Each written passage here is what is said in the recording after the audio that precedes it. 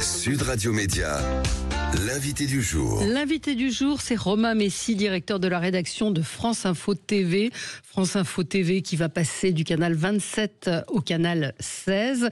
Vous êtes en charge de mettre en œuvre donc cette offre éditoriale de la chaîne. Vous êtes arrivé en avril dernier. Exactement. Qu'est-ce qui va changer ? Qu'est-ce que vous êtes prêt déjà ? Il va y avoir des gros changements vendredi ? Oui, on est prêt. Ouais. Il va y avoir des changements parce qu'on va, ce que dans notre jargon à nous on appelle renewsifier la grille, au sens où on va remettre davantage d'informations, davantage de faits, puisque c'est la promesse éditoriale de ce nouveau France Info et de cette nouvelle grille, de remettre des JT à l'heure, de remettre des JT à la demi-heure et de partir du principe que il n'y a pas de débat public constructif sans un préalable clair, qui est donner les faits. Donner les faits à nos téléspectateurs de manière très régulière dans la journée, de 6h à minuit, en l'occurrence toutes les demi-heures, et que entre ces tranches d'informations factuelles, on peut avoir du débat, on peut avoir de l'analyse, on peut avoir du décryptage, mais il faut partir sur une base qui nous semble être saine. C'est notre promesse éditoriale est de dire l'information n'est pas une opinion. On vit aujourd'hui dans un monde médiatique et de réseaux sociaux où on confond allègrement et parfois volontairement les faits et les opinions. Notre intention justement est de remettre de la clarté, de remettre une frontière assez nette entre ce qui relève des faits et ce qui peut relever derrière des analyses personnelles, individuelles et des opinions justement. Mais alors on fait comment pour être impartial et on fait comment pour ne pas que les gens pensent que toute l'info de France Télévisions soit de gauche ? Ouais, je pense pas que sur France Info, les téléspectateurs aient l'impression justement que Vous pensez que c'est réservé à France 2 ? que notre information est partiale. Non, notre pari à partir de vendredi. Vous avez déjà entendu ça quand même. Oui, tout à fait. Comme c'est le cas d'ailleurs pour Radio France, c'est effectivement un procès qu'on entend régulièrement. Mais on fait le pari et on a la conviction qu'à partir de vendredi matin 6h sur le canal 16, les téléspectateurs qui viendront regarder France Info trouveront justement un traitement factuel de l'info qui est totalement impartial. Et surtout qu'ils auront encore une fois les faits pour se faire leur propre avis sur beaucoup de sujets du moment, beaucoup de sujets importants, et de pouvoir participer, écouter les décryptages et les analyses qui sont faites. Dans votre viseur, évidemment, c'est News. On a vu, quand vous dites l'information n'est pas une opinion, dans une interview à Pure Média, je sais pas, je crois que c'est vous qui avez dit c'est la chasse aux tautologues et on va prendre le contre-pied de CNews. C'est Muriel Plénet. C'est Muriel Plénet qui disait ça. Or, CNews aujourd'hui est la chaîne qui est en tête de toutes les audiences. Donc, ce que veulent visiblement les téléspectateurs, c'est ce type d'information. Donc, et vous êtes, pardon de le dire, très très loin en termes d'audience de CNews. Hein. Totalement, on en est conscient, mais on a une mission de service public. On ne peut pas avoir la même mission d'information que CNews. Et encore une fois, on a la conviction et on a l'engagement éditorial auprès de nos téléspectateurs d'avoir une mission d'information de service public et d'être différenciante par rapport à nos trois concurrents. Parce qu'il n'y a pas que CNews, il y a BFM, il y a LCI, et de dire l'information que vous allez trouver sur France Info sera une information traitée différemment, pluraliste, qui encore une fois partira des faits avant de donner la parole aux opinions des uns et des autres, ce qui n'est pas toujours le cas justement sur les autres antennes. Mais il y a forcément un prisme. Il y a forcément un prisme dans le choix qu'on fait dans l'information. Je vois hier, vous avez été, enfin pas vous, mais Radio France, France Inter en particulier, accusé de ne pas avoir traité dans ces journaux d'information les dégâts et tout ce qui s'est passé dans l'après-match, y avoir consacré 3 minutes. Donc, il y a un choix qui est fait. Quand on présente les infos, on dit on va pas traiter parce que ça nous embête ou que c'est pas pour nous pas un bon sujet. On va pas traiter l'après-match, par exemple. Donc, il y a un choix éditorial de toute façon qui est fait. Donc, on est forcément dans un prisme politique. Je vais pas vous l'apprendre. C'est pas vous que je vais pas vous convaincre qu'il n'y a pas de subjectivité journalistique à la base. Quand on parle d'impartialité, c'est au sens où on commence Par les faits. Encore une fois, partir des faits, partir de chiffres, voilà, rappeler parfois quelques évidences, un exemple parmi d'autres, mais que le réchauffement climatique, c'est un fait chiffré, établi, ça n'est pas une opinion. Et aujourd'hui, encore une fois, beaucoup de gens confondent, parfois volontairement, les faits et les opinions. Alors vous allez être sur le canal 16, qui est donc le canal sur lequel il y a CNews, et Valérie parlait des dégradations et de ce qui se passait dans la nuit. Ça, c'est sûr que vous n'allez pas être comme CNews. Bertrand Charmeroy s'en est amusé lundi de la couverture de CNews et a passé un petit extrait un peu caricatural, mais qui est évidemment la vérité, puisque il a pris l'extrait de CNews. C'était lundi dans sa rubrique l'ABC. Les Champs-Élysées en fête, le Parc des Princes qui explose, la parade en bus des joueurs du PSG, la ferveur des supporters, tout ça couvert par toutes les chaînes info. Canal 16 pour France Info dès le 6 juin, mais également pour CNews qui l'a traité à sa façon. On connaissait les priorités au direct de BFM, on a découvert les priorités au racisme. C'est plutôt bon enfant et on ne voit pas fleurir les drapeaux comme parfois. Je parlais de quel drapeau? Je ne vais pas préciser justement. Oui, je me comprends, 5 minutes plus tôt. Ah, c'est le moment drapeau soit algérien, soit palestinien. Ça allait un peu trop vite, mais c'est toujours ce moment. C'est le moment où on va sortir les drapeaux. Il n'y aura pas que les drapeaux du Paris Saint-Germain. Hein, vous voyez de quoi je veux parler, les drapeaux. C'est une info qu'il y ait des drapeaux algériens ou palestiniens? Ça peut être une information, mais ça me donne surtout l'occasion, ce que vous venez de passer, de rappeler encore une fois ce qui va être une... C'était dans une séquence humoristique. Un vrai marqueur différenciant de France Info, c'est que nous serons, parmi les 4 chaînes d'information, la seule chaîne qui sera généraliste, au sens où nous allons traiter l'information de manière plurielle, pluraliste et généraliste. On a mais quelle différence en par face de rapport nous à 3 BFM? concurrents, pour vous donner 3 exemples. Répondez avant à ma question. Non, mais je vais vous répondre. Mais ce que je veux dire, c'est qu'on a 3 concurrents aujourd'hui qui, dans des registres différents, peuvent devenir pendant 48 heures des chaînes monothématiques. Il y a une chaîne que vous venez de citer qui est capable de faire 48 heures en boucle sur la question de l'immigration. Une autre chaîne qui est capable de partir en spécial pendant 48 heures sur la disparition du petit Émile. Et une troisième qui est capable d'être régulièrement spéciale pendant 48 heures sur la Russie ou sur la guerre en Ukraine. France Info fait le parti pris éditorial. Tu auras au moins 10 infos dans l'heure. Que toute la journée, les informations, qu'elles soient politiques, économiques, internationales, sociétales, environnementales, seront traitées. Voilà, c'est-à-dire une chaîne d'infos. Une chaîne d'infos, voilà. Très régulièrement, vous aurez 3 chaînes monothématiques et une chaîne d'information. Donc après, parmi toutes ces informations, il y en a plein, et effectivement, le fait qu'il y ait tel ou tel drapeau peut être une information parmi d'autres, mais ça ne peut pas être la seule information de la journée. Mais il y a une bombe qui explose. Vous faites pas 1 heure sur la bombe qui a explosé? Si, bien sûr, mais il y aura du breaking news et des spéciales sur France Info. On l'a fait très récemment avec la mort du pape. On continuera de le faire. C'est l'essence même d'une chaîne d'information, c'est que quand une info nécessite, par son importance, de casser l'antenne et de partir en spécial, on le fera. Mais en revanche, ça ne peut pas être l'ADN 365 jours par an de se dire nous avons une dominante,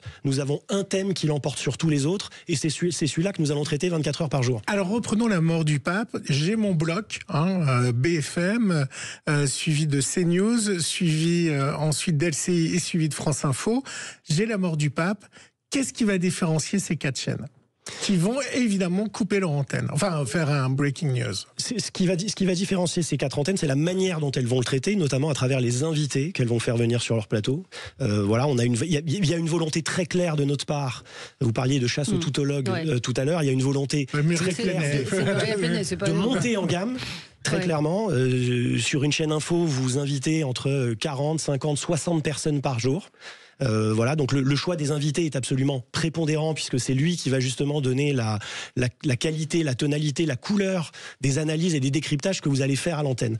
Donc notre souhait, peut-être par rapport aux autres chaînes que vous venez de citer et qui invitent très régulièrement les mêmes visages, qui invitent souvent les mêmes personnes, qui souvent peuvent avoir un prisme. Encore une fois, notre ambition éditoriale est d'avoir une offre d'invités qui soit pluraliste, et peut-être aussi de faire venir sur notre plateau des personnes qu'on voit moins ailleurs. Donc l'extrême droite sera sur vos plateaux? Mais l'extrême droite, elle a vocation à venir sur nos plateaux, ne serait-ce que dans les cases politiques. Vous avez le matin des invités politiques à 7h45, à 8h30. On en aura le soir dans le 18-20h qu'on vient de créer avec Myriam Ankawa le week-end. Oui, ça fait par définition, les élus d'extrême droite, comme d'extrême gauche, comme du centre, comme du bloc présidentiel, ont vocation à être invités. Mais ça, c'est pas nouveau. On l'a toujours fait et on le fera. Encore une fois, l'idée, c'est d'avoir un pluralisme dans le débat public tel qu'il sera traité sur notre antenne. Donc, il n'y a pas de vocation à ostraciser une partie du corps politique. Il y a plein de nouveautés, mais après on va marquer une petite pause et on continue avec des réactions de nos téléspectateurs. 20 secondes par thème, de nos auditeurs. 20 secondes par thème, donc aucune information. Bah non, justement, le principe, c'est de développer... ça n'est absolument pas 20 secondes par thème. Voilà. Il y aura des faits, il y aura des journaux, mais derrière, il y aura des développements de 25 minutes. On va y revenir avec vous. À tout de suite. Le 10h midi, Sud Radio Média, Valérie Expert, Gilles Ganzmann.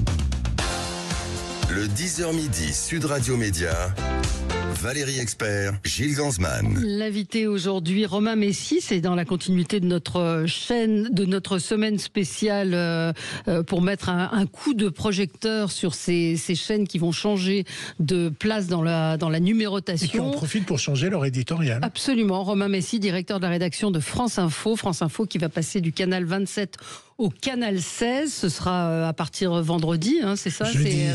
C'est incroyable, hein. Jeudi soir, ça bascule de jeudi soir. Ouais, c'était vendredi, moi. J'arrive pas. Dans la nuit de jeudi à vendredi. Dans la nuit de jeudi à vendredi. Bah oui, mais c'est vendredi matin qu'ils vont voir le changement. On commence à 6h vendredi matin, ce sera vendredi matin à 6h, canal 16. C'est pas jeudi, c'est vendredi matin. Qu'est-ce que vous ne feriez pas pour avoir raison? J'ai pas raison. Vendredi. Si, téléspectateur. Je suis obligé de dire oui.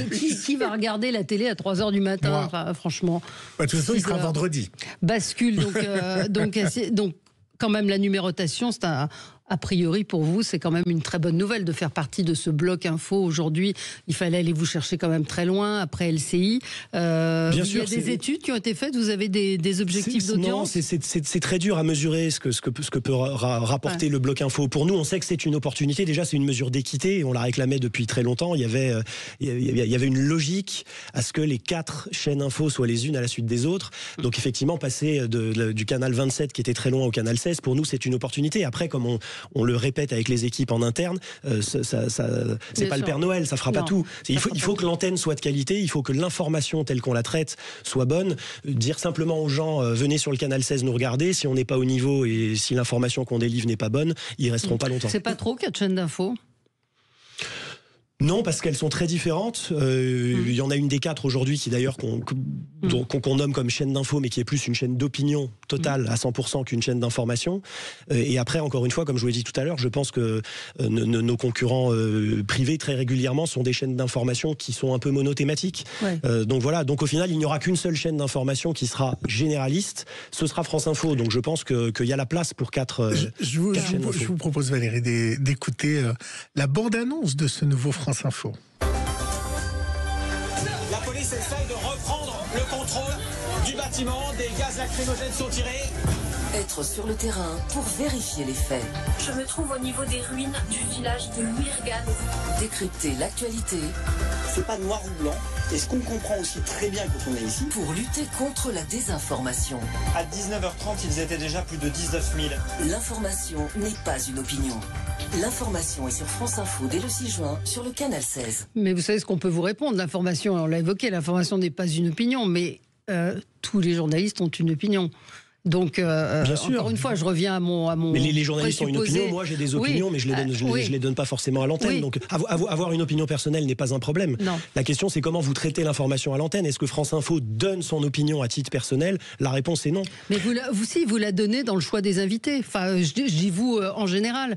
Quand vous choisissez d'inviter, je prends l'exemple de Dominique Sopo, président de SOS Racisme, quand il y a, je sais plus à quelle époque, je suis tombée dessus, ça m'a interrogé en me disant pourquoi ils invitent Dominique Sopo sur ce sujet. Donc quand on fait un choix d'invité, on a une opinion. Bien sûr, mais j'en reviens à ce que je disais tout à l'heure. Le choix des invités, il est absolument prépondérant et on fera notre différence par rapport à nos concurrents là-dessus. Si vous invitez quatre personnes autour d'une table qui pensent exactement la même chose, ce qui est le cas de certaines des chaînes que vous avez citées préalablement, effectivement, vous avez une seule couleur politique, vous avez un seul avis. Si vous faites venir 4 invités avec des avis et des analyses divergentes, vous produisez du débat public. C'est exactement ce qu'on compte faire. Et encore une fois, en partant d'un préalable qui est poser les faits. Une fois qu'on a posé les faits, on peut débattre.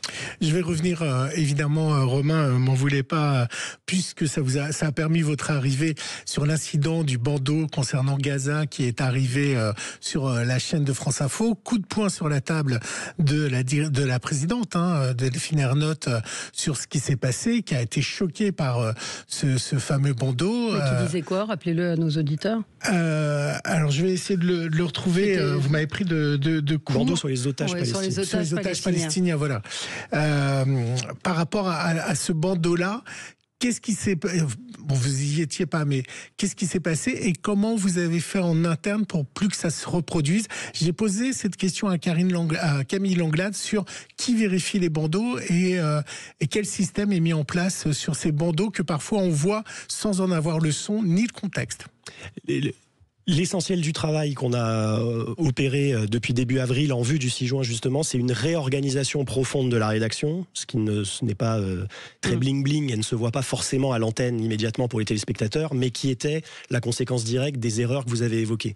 Il y avait des défauts d'organisation, de validation éditoriale dans la structure de France Info qui laissaient des trous dans la raquette, et ces erreurs qui ont été commises étaient directement la conséquence de ça. Et donc on a tout mis en œuvre depuis début avril pour réorganiser profondément la rédaction, dans sa rédaction en chef, dans ses processus de validation, pour faire en sorte justement que des bandeaux, comme des sujets, comme des choix d'invités, soient vérifiés 1 fois, 2 fois, 3 fois. On a embauché des personnes à des postes stratégiques. On parlait des invités tout à l'heure, par exemple. On a fait venir une rédactrice en chef de la programmation qui vient chapeauter l'intégralité de la cellule programmation de France Info d'ailleurs et du 20h de France 2. Voilà, c'est une personne qui n'était pas avec nous. On a essayé de renforcer autant que possible la structure France Info pour que ce genre d'erreur n'arrive plus. Après, quand vous êtes sur une chaîne qui diffuse de 6h à minuit, prendre 365 jours par an, prendre l'engagement, et c'est vrai pour nos concurrents aussi, et c'est vrai, on le voit, même nos amis de la presse écrite font parfois des erreurs sur une photo en une de journal. C'est très compliqué de dire il n'y aura jamais d'erreur. Mais les erreurs que vous avez citées étaient manifestes, elles étaient importantes, et on a estimé que c'était avant tout un problème d'organisation éditoriale, et on a essayé d'apporter toutes les solutions nécessaires. Gaza et la Palestine à traiter pour une chaîne info? Bien sûr. C'est probablement actuellement le sujet le plus compliqué à traiter. Même en posant les faits en préalable, on sait que derrière n'importe quel débat, quelle que soit la qualité des invités que vous faites venir, et vous en savez quelque chose, le choix des mots pour parler de ce conflit, tout est scruté. On sait que la société est incroyablement divisée, incroyablement clivée, sous tension sur ce sujet, et que la prise de parole du moindre expert, du moindre expert militaire, d'un géopolitologue, de n'importe qui sur un plateau, sur l'emploi d'un mot ou d'un qualificatif, peut mettre le feu aux poudres. C'est très compliqué. On essaye d'avoir le traitement le plus équilibré possible sur le conflit et la guerre au Proche-Orient, mais c'est évidemment un exercice journalistique. Vous en êtes témoin tous les jours, qui est extrêmement délicat. Comment vous expliquez, alors vous venez d'arriver, donc c'est compliqué peut-être de répondre à ma question, mais comment vous expliquez que France Info soit bonne dernière en termes d'audience, c'est-à-dire qu'elle n'a pas trouvé son public? J'ai regardé des audiences hier, si on prend, alors je vais prendre l'heure la plus exposée, mais l'heure des pros qui fait 989 000 téléspectateurs, vous êtes à 55 000. Je veux dire, et toute la journée est comme ça, c'est-à-dire que France Info est bonne dernière et n'a pas trouvé son public jusqu'à maintenant. Jusqu'à maintenant, mais de très loin. Jusqu'à maintenant, non. Ça reste une chaîne qui est jeune, même si elle a 8 ans, mais effectivement, elle est probablement mal née au départ. Elle est restée dans les limbes de la numérotation de la TNT pendant très longtemps, ce qui n'a pas aidé. Donc on prend l'occasion du 6 juin comme une sorte de deuxième naissance, de se dire que on repart presque de zéro. Voilà, on repart presque de zéro. On a cette chance, encore une fois, on a cette opportunité en étant sur le canal 16 de dire dorénavant, les gens vont nous découvrir. On va avoir une offre éditoriale qui sera claire, qui sera pluraliste, généraliste, différenciante, et chaque personne qui viendra et qui s'arrêtera sur France Info aura l'occasion de s'en rendre compte. Et on fait le pari qu'avec le temps, on ira conquérir un public qui jusque-là n'avait peut-être jamais, effectivement, n'était jamais venu sur le canal 27 et qui dorénavant viendra peut-être sur le canal 16. Mais quand on voit, on entend, hein, et Jean-Jacques Bourdin tout à l'heure avait la même définition du journalisme que vous, mais quand on voit que finalement CNews vraiment écrase en termes d'audience, ça veut dire que le téléspectateur cherche de l'opinion plus que de l'info, ou a envie d'avoir. Certains téléspectateurs cherchent de l'opinion plutôt que de l'info, et c'est vrai sur les réseaux sociaux, et on le voit partout, et je suis d'accord avec vous, mais ça n'est pas notre mission de service public. D'accord. Donc notre mission, il y a 70 millions de Français, quelle que soit l'audience de CNews, notre mission de service public à nous sera de nous adresser à ceux qui veulent des faits et du décryptage, pas seulement de la simple opinion. Sur les programmes, on a parlé de Myriam Ankawa. Vous avez, il y a eu une vraie, bien sûr, un vrai mercato des chaînes d'infos avec Fabien Amias. On vient d'apprendre qu'il recrute 3 de ses anciens chroniqueurs, Didier François. Il y en a 3 qui arrivent, qui étaient sur LCI, qui vont passer sur BFM. Vous avez aussi recruté de nouvelles personnalités. Tout à fait, en externe ou en interne. En externe, on crée un 18-20h sur le vendredi, samedi, dimanche avec Myriam Ankawa qui nous a rejoint, qui est une journaliste qui va beaucoup nous apporter. La chaîne tout à fait. Et puis des recrutements internes, puisque dans le cas de Loïc Delamornay qui présentera le 21h-23h, Loïc Delamornay, c'est typiquement de la promotion France Télévisions. C'est un grand reporter incroyable et qui va incarner exactement ce qu'on veut mettre à l'antenne le soir entre 21h et 23h, c'est-à-dire une émission tournée vers le terrain, vers le grand reportage, dans la continuité du 20h de France 2. Il n'y avait pas mieux en interne que Loïc Delamornay qui incarne ça depuis 15 ans, qui a été correspondant pendant 10 ans à l'étranger, qui était grand reporter envoyé spécial et qui sera l'incarnation dans ce studio entre 21h et 23h d'une émission qui encore une fois sera tournée vers le témoignage des acteurs de terrain, des experts de terrain, et Loïc en fera partie. On est très heureux de son arrivée. Et puis il y a également j'ai un trou qui était aussi qui a présenté le 19-20. Je vais retrouver son nom. Louis Laforge. Louis Laforge. Voilà, il y a aussi Louis Laforge. Louis Laforge faisait partie des forces de France Info, reste avec nous. Il va présenter et produire un rendez-vous avec des personnalités très régulièrement.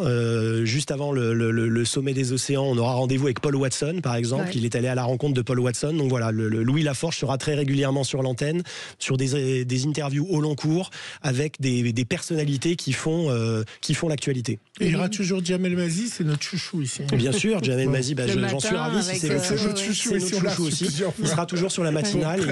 Il nous réveillera le vendredi, le samedi et le dimanche sur le canal 16. Bon, il y a du boulot.